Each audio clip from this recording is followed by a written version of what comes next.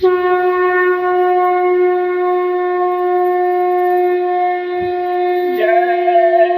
गुरुदेव, जय गुरुदेव।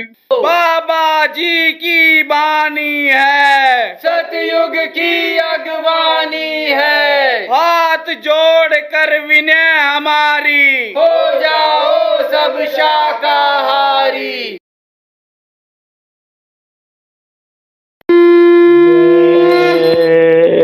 गुरुदेव,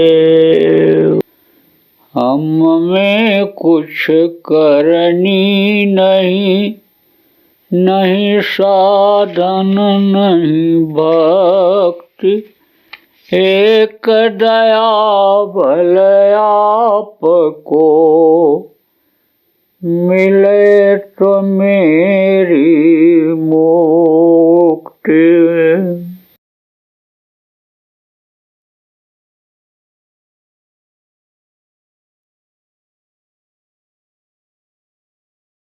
जय गुरुदेव।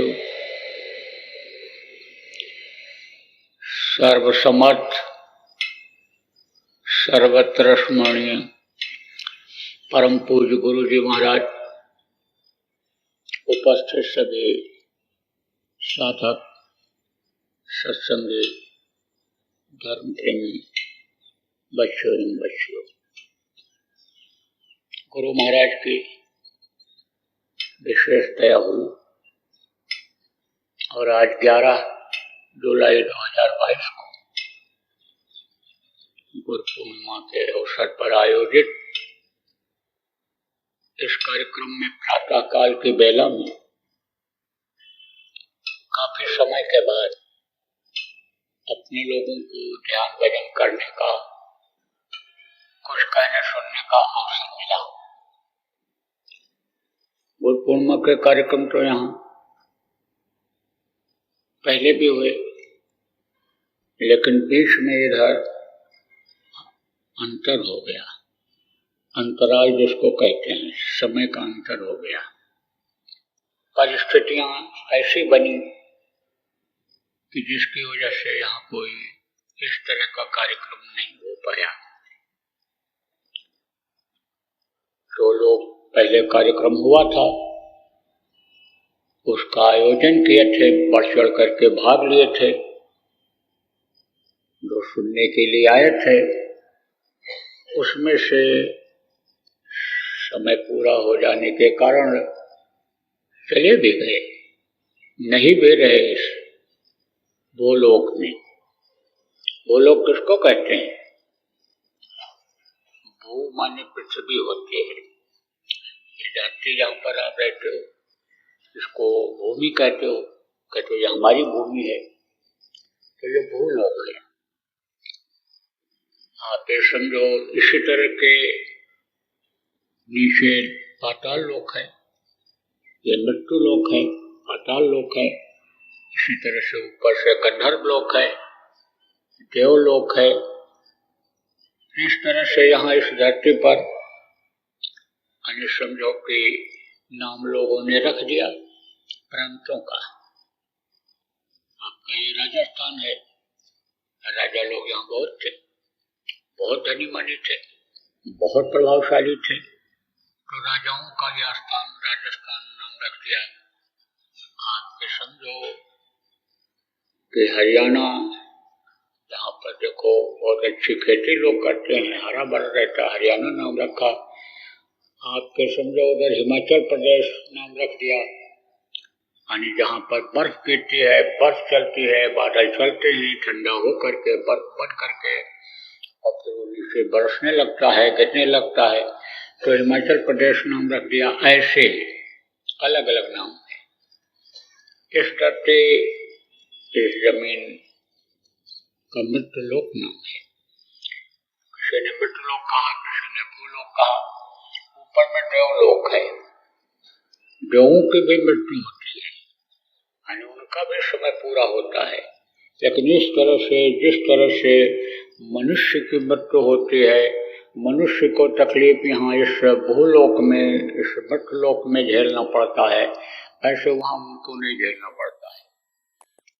जिस तरह से आपको यहाँ पर दौड़ धूप करनी पड़ती है, मेहनत करना पड़ता है, खाने के लिए इंतजाम, रहने के लिए इंतजाम, सारी व्यवस्थाएं बनानी पड़ती हैं, ऐसे उनको नहीं रहता है।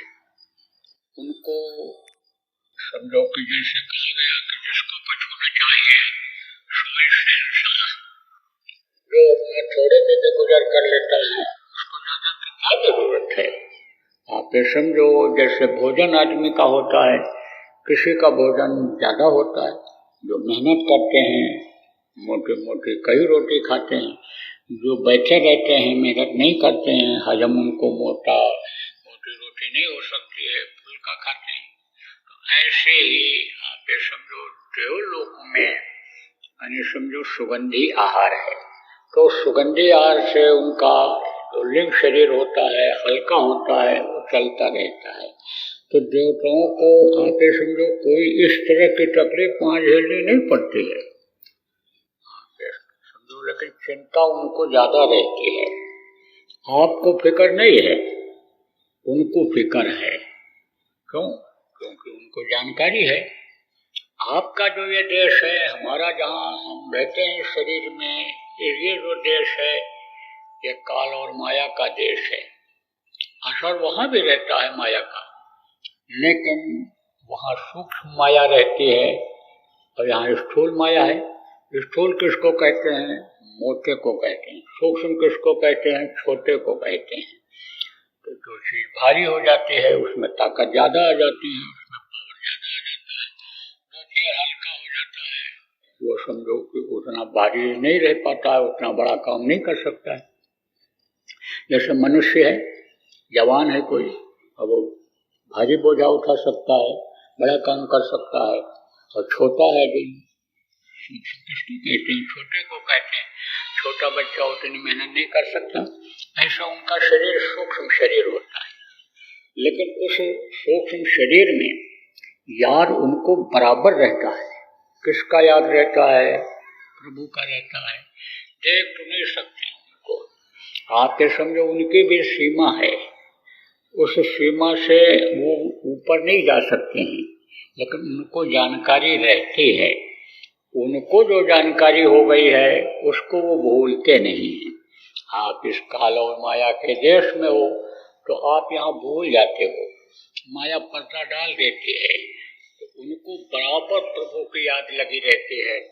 और बराबर आप ये समझो कि प्रभु की याद में, प्रभु के पास पहुँचने में उनको यानी समझो कि ये चिंता रहती है कि हम कैसे पहुँचेंगे। उनको इस बात की जानकारी भी रहती है कि नर नारायणी शरीर है। कौन सा नर नारायणी शरीर है? यह मनुष्य शरीर को नर नारायणी शरीर कहा गया। नारायण की बराबर धार इसमें आती रहती है, यानी किसमें? नर शरीर में। तो यह नर नारायणी शरीर है। तो नर नारायणी शरीर में जब तक हम नहीं जाएंगे तब तक हमको रास्ता नहीं मिलेगा प्रभु के पास पहुंचने का।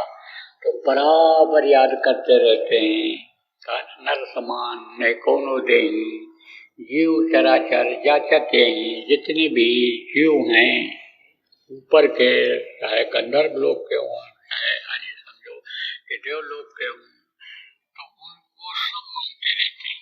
उनको जानकारी रहती है कि एक बार मनुष्य शरीर मिल जाता हो तो फिर हम न चूकते, फिर तो हम इन तकलीफों से मुक्त हो जाते हैं।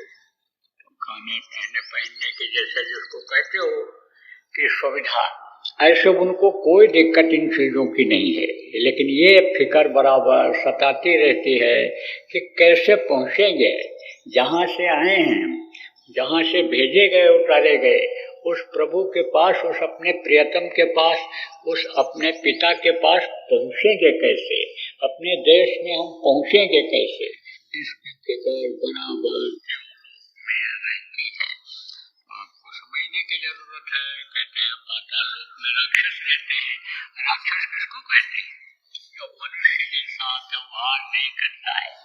देखो आदमी को भी लोग कहते हैं कि ये राक्षस है, यानी इसके क्रियाकलाप अच्छे नहीं हैं, इसको यानी समझो कोई इस चीज की फिक्र नहीं है कि हम क्या खा रहे हैं, क्या पहन रहे हैं, कहाँ सो रहे हैं, किस तरह का व्यवहार कर रहे हैं। मनुष्य जैसा व्यवहार इसके अंदर नहीं है, मनुष्यता इसके अंदर नहीं है, जिसको इंसानियत कहते हैं, वो चीज इसको छू नहीं गई है, तो यह राक्षस है। राक्षस कहते हैं लोग, ये राक्षस है। तो आप ये समझो कि उनका इस तरह का रहन सहन, खान पान और व्यवहार है कि उनको राक्षस कहा गया। तो कहते पाताल लोक है, नीचे जैसे अलग कर देते हैं, देश से निकाला कर देते हैं कि जो है तुम वहाँ पड़े रहो। तो इसी तरह से यह सब सजा मिलती है। यह सब अनियोनियाँ समझो बनाई गई, किस लिए बनाया उन्होंने? सजा के लिए बनाया। देखो आपको बताया गया कि ये जो जीवात्मा आपके अंदर है, यही जीवात्मा इन सब के अंदर है, चाहे वो देवलोक में हो, चाहे वो यानी समझो कि असुर लोक में हो, सुर लोक में हो, लोक भूलोक में हो, कहीं भी हो, यही आत्मा उनके अंदर भी है। यही कीड़े मकोड़े, सांप गोजर सब के अंदर है। तो समझ लो कि सजा भोगने के लिए ये दिया गया है। देखो न जानकारी में लोग सजा भोगते रहते। सजा किसको कहते हैं? तकलीफ को। तमाम तकलीफ इस समय पर समझ लो कि लोगों के सामने आ गई। तकलीफों का कर समझ लो कि पहाड़ खड़ा हो गया लोगों के सामने। जानकारी की वजह से यानी कम गए जानकारी की वजह से ये सब ज़्यादा होता जा रहा है। इसीलिए कहा जाता है भाई सत्संग सुनो तब ये तकलीफ जाएगी। यानी समझो कि बिना सत्संग के, बिना भजन के ये क्लेश जिसको झेल रहे हो ये नहीं जाएगा और ये समय निकल जाएगा। कारण क्या है? कारण ये है कि जो जहाँ पैदा होता है उसके अनुसार उसका पालन पोषण होता है। तो मान लो कि जहाँ कोई धार्मिकता लोगों के अंदर है ही नहीं, जहाँ पर जानकारी है ही नहीं, सत्संग मिलता ही नहीं, संतों का आगमन होता ही नहीं, वहाँ का मनुष्य का जीवन उसी तरह का हो जाता है जैसे गांव के लोगों का, समाज के लोगों का, घर के लोगों का होता है। उसी तरह से उसका भी अन्य समझ लो जीवन हो जाता है। और वो इस चीज को नहीं समझ पाता है कि भाई यह नर नारायणी शरीर, ये जो देव दुर्लभ शरीर है, जो देवताओं को जल्दी नहीं मिलता है, यह किस काम के लिए मिला है। और समय उसका निकलता चला जाता है, क्योंकि बहुत से लोगों को यह भी नहीं मालूम है, यह भी नहीं याद है कि भाई एक दिन इसको खाली करना पड़ेगा। देखते तो हैं कि दादाजी चले गए, पिताजी चले गए, पड़ोसी चले गए, रिश्तेदार चले गए। उस समय तो जब लोग वहाँ शमशान घाट पर या मृत्यु जहाँ होती है, लोगों को यानी उस लोगों को बताते हैं, कहते हैं भाई देखो यही हाल सबका होगा, ये मृत्यु लोक है, जाना पड़ेगा। उतनी देर तो याद रहता है, लेकिन उसके बाद यानी समझो लौटने के बाद माया पर्दा डाल देती है, भूल का, भ्रम का, बस आदमी भूल जाता है। देखो जरूरी चीजें जो होती हैं वो याद रखनी पड़ती हैं। क्या जरूरी है? भोजन करना जरूरी है। क्या जरूरी है? यानी आराम करना भी जरूरी है। आराम कम करते हो, नींद पूरी नहीं होती है तो सुस्ती रहती है, तबीयत बिगड़ता है। भोजन नहीं करते हो तो समझो हल्का बदन हो जाता है। तो ये चीजें याद रखनी पड़ती हैं। जैसे याद रखते हो कि सुबह जल्दी उठना है, बच्चे को तैयार करना है, स्कूल भेजना है, बच्चे की फीस जमा करना है, टाइम से अगर बिजली का बिल नहीं जमा करें, पानी का बिल नहीं जमा करेंगे तो जुर्माना पड़ जाएगा। जैसे ये चीज़ याद रखते हो, ऐसे मौत को भी याद रखना चाहिए। और जो ये जीवन का समय मिला है इसको ये नहीं सोच लेना चाहिए कि जीने के ही लिए मिला है। समझना चाहिए कि किस काम के लिए मिला है, कि जिसके लिए देवता तरसते रहते हैं वो किस काम के लिए ये मनुष्य शरीर मिला है। तो अगर ये याद रहेगा तो समय की आप लगाओगे कीमत। समय की कीमत जो नहीं लगाता है उसके ग्राहक निकल जाते हैं।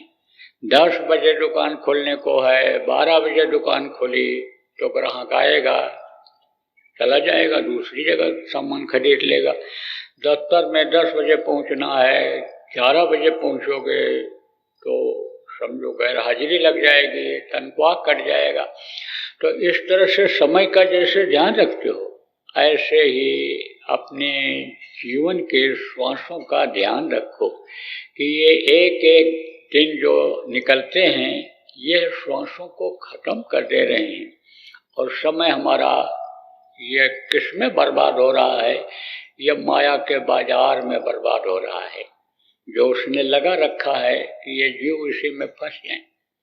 देखो महात्माओं ने दृष्टांत दे दे करके, जिसको कहानी कहते हो, सुना सुना करके जीवों को समझाया, अरे झाया। जैसे बच्चे को आप गिनती पढ़ाते हो, सिखाते हो, प्रार्थना सिखाते हो, तो पहले उसको किस्सा कहानी सुनाते हो, क्योंकि किस्सा कहानी में मन ज़्यादा लगता है। और उसके बाद तब कहते हो अच्छा सोने से पहले अब गिनती गिन लो, अब पहाड़ा गिन लो, अब कोई प्रार्थना याद कराते हो, प्रार्थना याद कर लो। ऐसे ही यानी समझो कि एक तरह से इस आध्यात्म लाइन का यानी यह समझ लो कि यह एक तरह से बचपना है। तो जैसे बच्चे को समझाया जाता है, बच्चे को सुनाया जाता है, ऐसे संत जीवों को किसी भी तरह से सुना कर समझा करके रिझाते हैं, आकर्षित करते हैं अपनी तरफ। जैसे प्यार माँ बाप देते हैं, जैसे टीचर बच्चों को प्यार देता है पढ़ाने के लिए, उसी तरह से अन्य संत प्यार देते हैं जीवों को कि हमसे इनका जुड़ाव बढ़े। और जब जुड़ाव बढ़ता है, तकलीफें उनकी जब दूर होती हैं, कष्ट उनका दूर होता है, तब वो समझने की कोशिश करते हैं। दृष्टांत से भी बड़ी शिक्षा मिलती है। एक था जौहरी,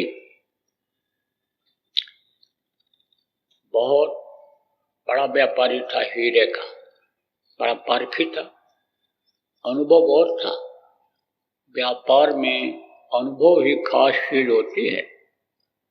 अनुभव अगर हो जाए व्यापार में तो फिर वो गलत माल नहीं खरीदेगा। आप ये समझो अनुभव अगर हो गया तो खोटा माल पहले निकाल देता है, ठोस बढ़िया माल रखता है। अनुभव बड़ी चीज होती है। अनुभव अगर हो जाए तो आदमी का कभी घाटा नहीं होता है।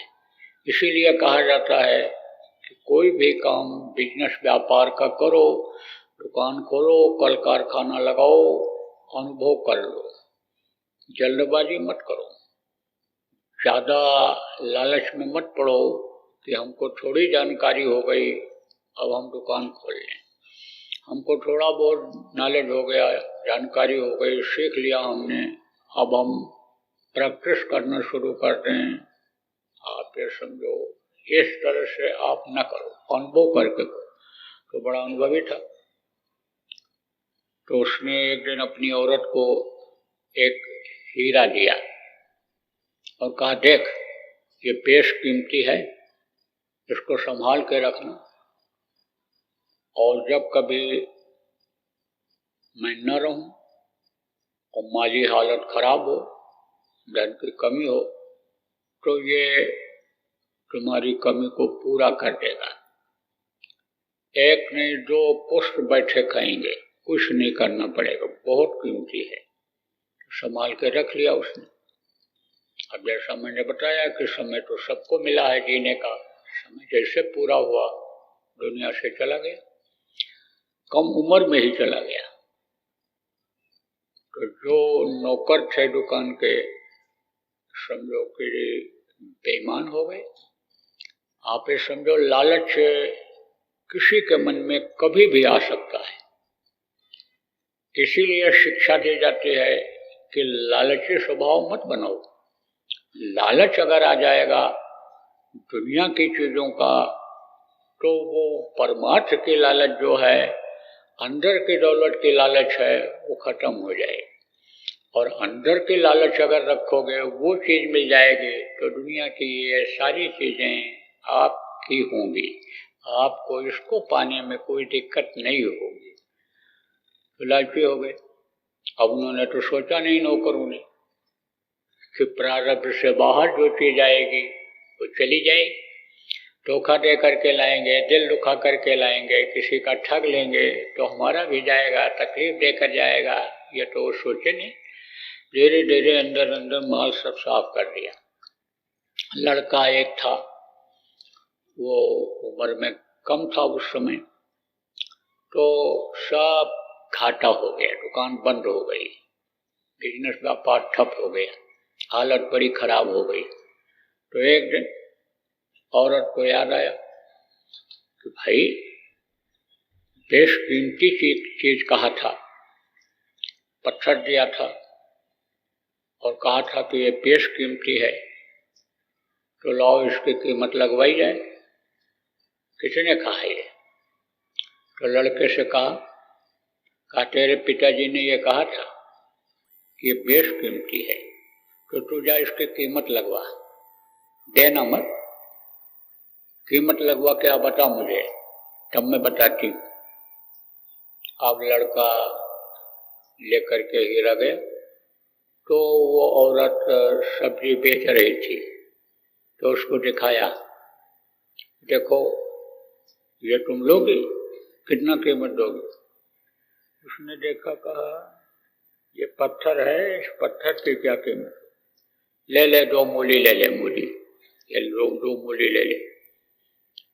कहा नहीं, 2 मूली नहीं लेंगे। चला गया, फिर गया वहां राशन की दुकान पर, उसको दिखाया, उसने देखा, हाँ है तो बड़ा चमकीला, लेकिन ये है कि इसकी क्या पत्थर की कीमत है।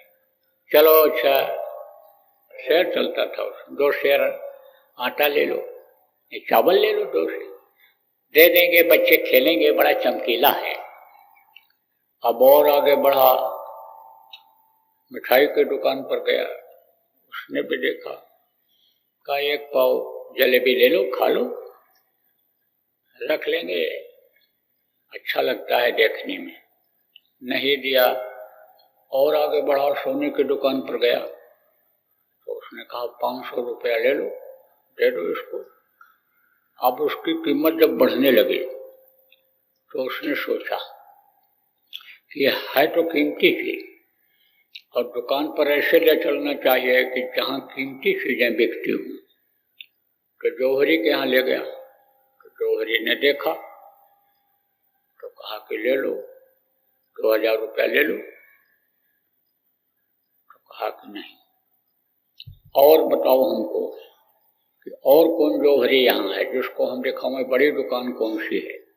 तो उस समय लोग अपने ईमान को नहीं बेचते थे, झूठ को पाप समझते थे, झूठ बोलना ही पाप समझते थे, धोखा देना ही पाप समझते थे। आजकल तो धोखा दे करके, झूठ बोल करके जेब खाली करा लेते हैं। खजाना जो भी रहता है उसके पास, खजाना किसको कहते हैं? उसका वही खजाना होता है कि जिसके पास 100, 200, 500, 1000, 2000 रुपया होता है, उसका वही खजाना होता है। राजा का खजाना तो हीरा मोती जवाहरात का होता है, सरकार का खजाना तो करोड़ों अरबों रुपए का होता है। ऐसे ही खजाना खाली करा लेते हैं। तो आप ये समझो कि बताया उसने, कहा उनके पास चले जाओ, वो हो सकता है तुमको कुछ ज्यादा कीमत इसकी दे दें। तो पहुंचा, जो उस समय का मशहूर हीरे का व्यापारी था, उसने देखा, देखते ही चेहरा देखा और कहा, बोले मिला तुझको कहाँ से? बताया मेरे पिताजी ने दिया था। कौन पिताजी? नाम बताया। कहा अरे हाँ, वो तो बड़े पारखी थे, वो दिखाई नहीं पड़े, बहुत दिन हो गया। लड़के ने कहा वो तो चले गए। ओ रे भाई चले गए। फिर उसने देखा तो कहा, देख इस हीरे की तो कोई कीमत दे ही नहीं सकता है, मैं भी नहीं दे सकता हूँ, ये इतनी बेशकीमती है। लेकिन बोल तुझको जरूरत है, इसको बेचना चाहता है, देना चाहता है? बोला हाँ देना चाहता हूँ। तो कहा कि तो ठीक है, हमारी दुकान है, उस दुकानें हैं हमारी, दुकानों पर तुम चले जाओ और तुमको मिलेगा समय। उस समय के अंतर्गत जो भी सामान जिस दुकान से जितना ले सकना ले लेना, और जब समय पूरा हो जाएगा तो उस दुकान से आदमी हमारा तुमको निकाल देगा, दूसरे दुकान पर जाना, उसमें से न लेना तो दूसरी में ले लेना, तीसरी में ले लेना, चौथी में ले लेना। बड़ी बड़ी दुकानें हैं हमारी, जाओ तुमको सब सामान A to Z लिखते हैं ना, A to Z मतलब सुई से ले करके और जरूरत की कीमती से कीमती चीज भी वहाँ मिल जाती है। बड़े बड़े हाल, बड़े बड़े माल, विदेश में जाओ, अमेरिका वगैरह में जाओ, देखो बहुत बड़े बड़े माल, ये जमीन जितनी है इतने बड़े बड़े माल उसमें रहते हैं, माल बोलते हैं उसको दुकान को। तो सब सामान वहीं मिल जाता है। समझो कि इंडियन स्टोर है, इंडियन स्टोर में सारी चीजें जो इंडिया में न मिले वहाँ मिल जाती हैं। तो आप समझो कि बड़ी बड़ी दुकानें उसकी थी। आप जब वो गया देखा, ओ खिलौने बढ़िया बढ़िया सजे हुए हैं, ओ बढ़िया बढ़िया रेलगाड़ी, ओ बढ़िया बढ़िया हवाई जहाज, ओ कोई पीतल का है तो कोई अन्य समझो कि प्लास्टिक का है तो कोई कुछ है। देखा, बस सोचता ही रह गया कि कौन सा सामान लें, क्या क्या लें, यही देखता ही रह गया। देखने में ही समय उसका निकल गया। जो समय उसको मिला था 25 मिनट का, वो 25 मिनट समय निकल गया। फिर गया, आप समझो दूसरे दुकान पर, जब वहाँ से निकाल दिया गया कि अब यहाँ से तुमको कुछ नहीं मिलेगा, इसका समय निकल गया, तो दूसरी दुकान पर गया, वहाँ पर देखा, ओ बढ़िया बढ़िया कपड़े, ओ पैर वाली साइकिलें, ओ सब बढ़िया चीजें देखा, और वहाँ पर वो देखता ही रह गया। तो जवानी की चीजें थी, ये तो बचपने की चीजें थी, इसमें थी। आप ये समझो कि वो अन्य समझ लो देखता ही रह गया। फिर जवानी अन्य समझ लो वाली चीजों को गया देखा, उसको देखता रह गया, उसको इकट्ठा करता रह गया। फिर उधर गया, सोना चांदी की दुकानें, उधर बढ़िया बढ़िया चीजें सब, बस इसी में उसका समय सब हो गया खत्म। जो भी समय उसको मिला था वो समय उसका खत्म हो गया। अब जब बाहर निकलने तक का ही समय रह गया आखिरी दुकान से, तब आप ये समझो कि सिपाही जो लगा हुआ था दिखा रहा था, उसने कहा कि अब बहुत थोड़ा समय बचा है, जल्दी करो नहीं तो तुम बाहर निकाल दिए जाओगे। अब तुम जो ले सकते हो वो ले लो, उठा लो इसमें से। अब तुम पूरा दुकान अगर पहले ले लिए होते, निकाल करके बाहर रख दिए होते, तो सब हम तुम्हारे घर पहुंचा देते। अब तुम जो ले जा सकते हो वो ले जाओ। तो जब चलने लगा तो वहां आखिरी गेट पर क्या था, घिसे हुए पत्थर। पत्थर किसको कहते हैं? वो पत्थर घिसा हुआ जो जिससे लोग तौलते थे, घिसे हुए बांट लोहे के, खोटी चवन्नियां ये वहां पड़ी हुई थी जो कहीं भी न चलें, वो पड़ी हुई थी। बस चलते चलते वही कौड़ी छदाम बटोर करके ले गया और वहां पर रख दिया माँ के सामने। माँ ने कहा, अरे ये तुमने क्या किया?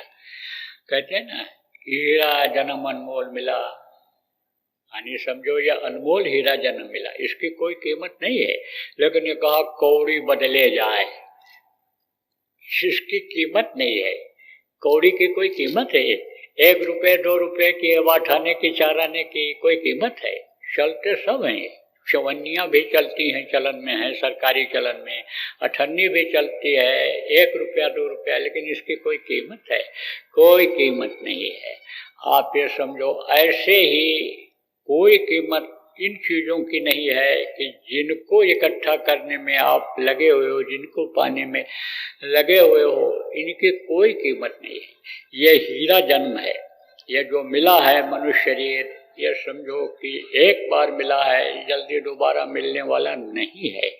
इसलिए इसका मतलब समझो कि इसी में यानी नारायण का दर्शन होता है। नर नारायण शरीर इसीलिए इसको कहा गया, उसका दर्शन होता है कि समझो जो यानी इन आँखों से नहीं देखा जा सकता है। आप मिट्टी को, पत्थर को, मूर्ति को, जो पत्थर की होती है, मिट्टी की होती है, प्लास्टिक की होती है, लकड़ी की भी मूर्ति पहले लोग बनाते थे, इनको आप भगवान मान लेते हो।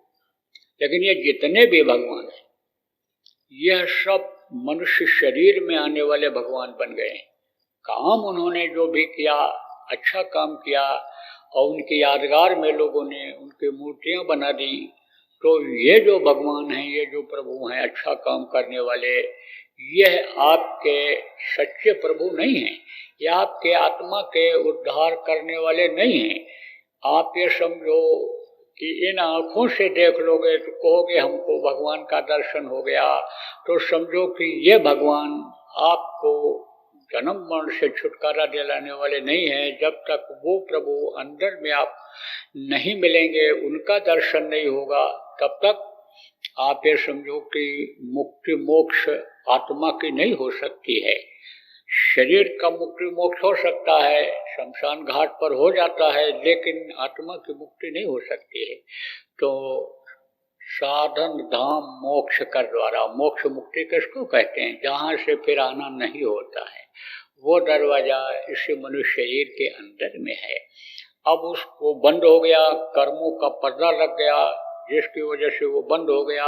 वो कर्म के पर्दे आए समझो कि हट जाएं, तो अभी प्रभु का दर्शन इसी मनुष्य शरीर में ही होने लग जाए। जैसा कि पूर्व के लोगों को हुआ, बहुत से लोगों को अब भी होता है, अब भी आपको होने लग सकता है, लेकिन वो पर्दा ही इतना मोटा है, इतना भारी है कि जल्दी से हटने वाला नहीं। इतनी मैल जमा है जीवात्मा के यानी ऊपर कि वो इतनी आसानी से छूटने वाला नहीं है। जैसे जंग लग जाता है लोहे के ऊपर, मोटा पतला जंग लगा, हल्का लगा तो साफ कर देते हो। किसी बर्तन में अगर हल्की कालिख लगी है, आराम से साफ हो जाता है, लेकिन अगर ज़्यादा लग गई है, परत मोटी हो गई है, तो ज़्यादा रगड़ना पड़ता है। तो जन्म जन्मांतर का कर्मों का पर्दा लग गया। कर्म के पर्दे अगर हट गए होते, कर्म अगर खत्म हो गए होते, तो फिर यह मनुष्य शरीर नहीं मिलता। कर्म ही बुरे थे, अच्छा भी कर्म ज्यादा था, क्योंकि अच्छा कर्म ज्यादा था तब यह मनुष्य शरीर मिला। ज्यादा कर्म बुरे होते तो अन्य योनियों में जाना पड़ता, तो अच्छे भी थे, लेकिन कर्म कुछ बुरे भी रह गए, उसको भोगने के लिए भेज दिया गया यहाँ। तो कर्म के पर्दे जब तक नहीं हटेंगे, तब तक प्रभु का दर्शन नहीं होगा। जिस दृष्टि से, जिस आँख से, तीसरी आँख से दर्शन होता है, उससे समझो कि प्रभु देखा नहीं जा सकता है, देख नहीं पाते हो। तो एक कर्म के पर्दे हटेंगे कैसे? अतिशय रगड़ करे जो कोई, अनल प्रगट चंदन ते हो। जैसे रगड़ते रगड़ते बर्तन साफ कर देते हैं, रगड़ते रगड़ते यानी समझो जंग साफ कर देते हैं, गंदगी साफ कर देते हैं, रगड़ते रगड़ते यानी समझो यानी ये कपड़ा साफ कर देते हैं, कुछ भी करते हैं रगड़ते, ऐसे ही गंदगी साफ होगी। किसके द्वारा? यही जो गुरु महाराज ने बताया, सुमिरन, ध्यान और भजन। जय गुरुदेव। अभी आपने बाबा उमाकांत जी महाराज के सत्संग को सुना। बाबा जी अन्य किसी से चंदा न लेकर अपने प्रेमियों के सहयोग से देश विदेश में तमाम जनहित के काम करते हुए सभी तरह की तकलीफ़ों को दूर करने व प्रभु के मिलने का उपाय बताते हैं। आप इस जीवन के इस बचे हुए समय में समय निकालकर बाबा जी से जरूर मिलिएगा। आपके सुझाव के लिए व्हाट्सएप नंबर 9575600700। जय गुरुदेव, जय गुरुदेव।